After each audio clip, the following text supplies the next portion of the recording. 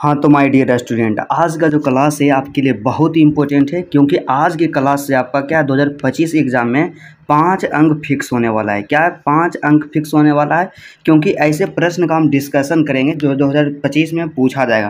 तो यहाँ पे क्वेश्चन क्या है, फिजिक्स का ऐसे क्वेश्चन है कि एक स्वच्छ चित्र द्वारा खगोलीय दूरदर्शक की संरचना एवं क्रिया विधि का वर्णन करें। क्या करें कि एक स्वच्छ चित्र के द्वारा खगोलीय दूरदर्शक की संरचना एवं क्रिया विधि का वर्णन करना है और उसकी आवर्धन क्षमता का गणना करना है। क्या करना है? इसकी आवर्धन क्षमता की गणना करना। अब यह जो प्रश्न है, यह जो क्वेश्चन है, कई बार बिहार बोर्ड एग्जाम के द्वारा पूछा जा चुका है और 2025 में पूछे जाने की संभावना इसका बहुत ही ज़्यादा है। तो चलिए आज का क्लास बिना टाइम का इन्वेस्ट किए मेरे दोस्त आज स्टार्ट करते हैं। बस आपसे एक छोटा सा रिक्वेस्ट है, यदि आप मेरे चैनल पर नए हैं तो चैनल को सब्सक्राइब जरूर कर लीजिएगा। तो चलिए आज का क्लास स्टार्ट करते हैं। तो सबसे पहले यहाँ पे क्या है, तो सबसे पहले इस क्वेश्चन का हमें आंसर देना है। तो यहाँ पे हम लोग उत्तर लिखेंगे। क्या उत्तर लिखें?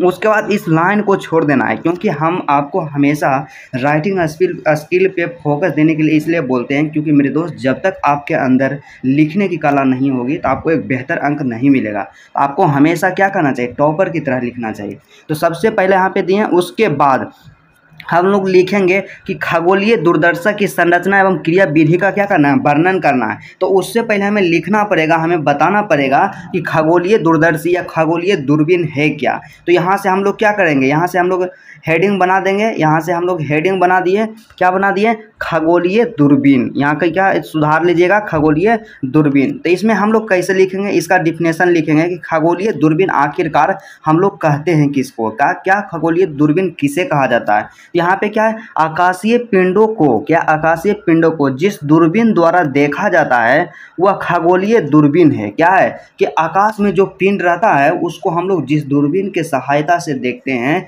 उसी दूरबीन को खगोलीय दूरबीन के नाम से जाना जाता है। उसके बाद फिर क्या? उसके बाद हमें इसका बताना है सबसे पहले संरचना, और उसके बाद क्या करना है? इसका क्रिया विधि बताना है। क्या करना है? क्रिया विधि बताना है। तो सबसे पहले हम लोग यहाँ से क्या देखेंगे? इसका संरचना देखेंगे। क्या देखेंगे? संरचना। और संरचना जिसे कि इंग्लिश में इसे क्या कहा जाता है? इसका स्ट्रक्चर। क्या?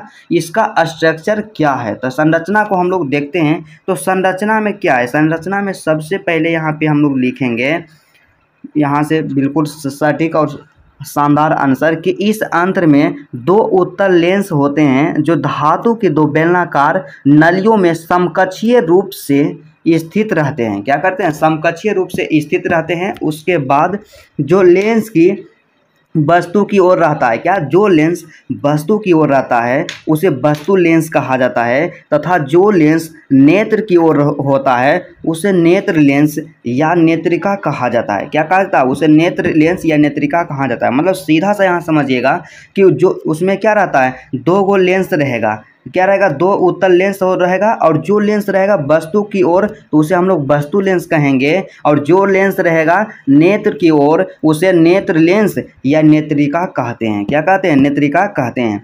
वस्तु लेंस की फोकस दूरी तथा अभिमुख नेत्र लेंस की अपेक्षा बड़ा होता है। क्या होता है? बड़ा होता है। उसके बाद यहाँ पे क्या लिखना है कि दोनों नेत्रों के बीच की दूरी को क्या किया जा सकता है? घटाया बढ़ाया जा सकता है। क्या किया जाता है? घटाया और बढ़ाया जा सकता है। उसके बाद हमें क्वेश्चन यहाँ पे क्या कर रहा है कि जैसे हम लोग संरचना लिखें उसके बाद फिर क्या लिखना है? क्रिया विधि को लिखना है। क्या? क्रिया विधि को लिखना है। तो यहाँ से हम लोग क्या करेंगे? हेडिंग का निर्माण करेंगे, भूमिका बनाएंगे, क्रिया विधि पॉइंट हेडिंग बनाएं। उसके बाद इसमें हम लोग लिखेंगे कि दूरस्थ वस्तु का प्रतिबिंब वस्तु लेंस के द्वारा उसके फोकस पर बनता है। क्या करता है? उसके फोकस के पर बनता है, जो वास्तविक उल्टा और छोटा होता है। क्या होता है? जो वास्तविक उल्टा और छोटा होता है, और यह प्रतिबिंब नेत्र लेंस के लिए वस्तु का काम करता है। क्या करता है? यह जो प्रतिबिंब बनता है यह नेत्र लेंस के लिए वस्तु का काम करता है। उसके बाद पैराग्राफ को चेंज करके लिखना है कि नेत्रिका द्वारा प्रतिबिंब निर्माण के लिए नेत्रिका को 2 प्रकार से संयोजित किया जाता है जो निम्नलिखित है। क्या है? कि नेत्रिका द्वारा प्रतिबिंब निर्माण करने के लिए नेत्रिका को 2 प्रकार से संयोजित करते हैं और जो निम्नलिखित है। तो सबसे पहला यहाँ पे संयोजन जो है क्या है? अनंत के लिए समायोजन। क्या? अनंत के लिए समायोजन। आप लोग इसका यदि PDF नोट्स लेना चाहते हैं तो डिस्क्रिप्शन में टेलीग्राम का लिंक है, वहाँ से जा कर के आप लोग इसका PDF ज़रूर ले लीजिएगा। तो सबसे पहले यहाँ पे क्या है, अनंत के लिए समायोजन। तो इसमें क्या होता है कि इसके लिए नेत्रिका को इस प्रकार व्यवस्थित करते हैं कि अभिदृश्यक लेंस द्वारा बना प्रतिबिंब नेत्रिका के फोकस पर बने तो प्रतिबिंब तो अंतिम प्रतिबिंब अनंत पर बनता है। फिर से इसको एक बार देखिएगा कि इसके लिए नेत्रिका को इस प्रकार से व्यवस्थित करते हैं कि अभिदृश्यक लेंस के द्वारा बना प्रतिबिंब नेत्रिका के फोकस पर बने तो अंतिम प्रतिबिंब अनंत पर बनता है। क्या होता है, अंतिम प्रतिबिंब अनंत पर बनता है। उसके बाद इस फिगर का निर्माण आपको कर देना है। क्या करना है, इस फिगर का निर्माण कर देना है। बहुत ही इंपॉर्टेंट क्वेश्चन है क्योंकि 5 नंबर का पूछा जाता है फिजिक्स में। उसके बाद अगला यहाँ पे थोड़ा सा लिखना है। दूसरा इसमें क्या हो जाएगा, समान दृष्टि के लिए समायोजन। क्या, समान दृष्टि के लिए समायोजन। तो समान दृष्टि के लिए समायोजन हम लोग कैसे करते हैं, तो इस स्थिति में नेत्र लेंस को इस तरह समायोजित किया जाता है कि वस्तु लेंस से बना प्रतिबिंब इसके प्रकाश केंद्र तथा फोकस के बीच पड़े तो नेत्र से देखने के बाद अंतिम प्रतिबिंब स्पष्ट दृष्टि की न्यूनतम दूरी पर बनता है। क्या करता है, स्पष्ट दृष्टि की न्यूनतम दूरी पर बनता है, जो काल्पनिक सीधा और आवधित होता है। क्या होता है, जो काल्पनिक सीधा और आवधित होता है। और दूसरा यहाँ पे जो है समायोजन है, उसमें इस फिगर का निर्माण कर देना है। क्या है, उसमें इस फिगर का निर्माण कर देना है। और आप लोग हमेशा फिगर से डरते रहते हैं कि फिगर कैसे बनाना है, डेरिवेशन कैसे करना है। तो सबसे पहले क्या है, इसका 2 से 3 बार घर में प्रैक्टिस कीजिएगा। बिल्कुल आसान है, बिल्कुल सरल है। उसके बाद क्या करना है कि उसकी आवर्धन क्षमता की गणना करना है। अब हम लोग देखेंगे आवर्धन क्षमता, देखेंगे क्या करेंगे, आवर्धन क्षमता देखेंगे। तो यहाँ से हेडिंग का निर्माण करेंगे कि खगोलीय दूरबीन की आवर्धन क्षमता। क्या, खगोलीय दूरबीन की आवर्धन क्षमता। तो यहाँ से क्या होगा माय डियर स्टूडेंट कि नेत्रिका लेंस द्वारा बनाया गया दृश्य कोण तथा अनंत के बीच, अनंत के वस्तु के द्वारा अभिदृश्यक लेंस पर बनाया गया दृश्यक कोण के अनुपात को खगोलीय दूरबीन की आवर्धन क्षमता कहते हैं। बिल्कुल आसान है। फिर से एक बार आप लोग देखिएगा कि खगोलीय दूरबीन की जो आवर्धन क्षमता होती है, क्या होती है कि नेत्रिका लेंस के द्वारा बनाया गया दृश्य कोण तथा अनंत के वस्तु द्वारा अभिदृश्यक लेंस पर बनाया गया दृश्यक कोण के अनुपात को खगोलीय दूरबीन की आवर्धन क्षमता कहा जाता है। आप लोग एक फार्मूला याद रखिएगा। यहाँ पे क्या है कि आवर्धन क्षमता, क्या, आवर्धन क्षमता बराबर क्या हो जाएगा, तो आवर्धन क्षमता बराबर होगा अंतिम प्रतिबिंब द्वारा नेत्र पर बनाया गया कोण अब बटा में वस्तु द्वारा आंख पर बनाया गया कोण। यही होता है, क्या होता है, आवर्धन क्षमता। और आप लोग याद रखिएगा कि आवर्धन क्षमता को हम लोग m से सूचित करते हैं। और यहाँ पे क्या है कि m बराबर हो जाएगा बीटा बटा अल्फा। तो बीटा बटा अल्फा क्या है, तो यहाँ से देखिए m के मतलब हो गया आवर्धन क्षमता।